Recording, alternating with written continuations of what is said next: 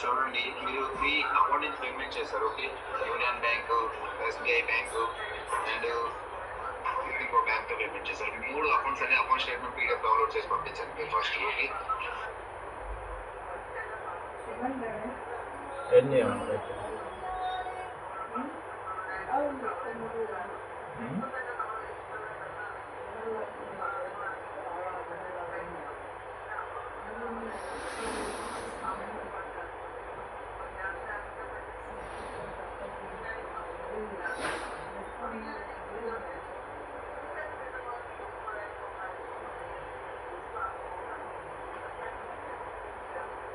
PDF కాకుండా ఇంకేమన్నా మార్గం ఉందని అడిగాను.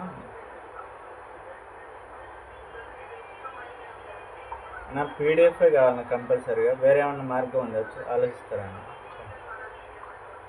పీడిఎఫే కావాలన్నా కంపల్సరీగా.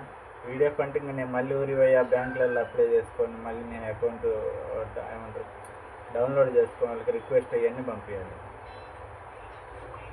అన్న పీడిఎఫే కావాలన్నా కంపల్సరీగా.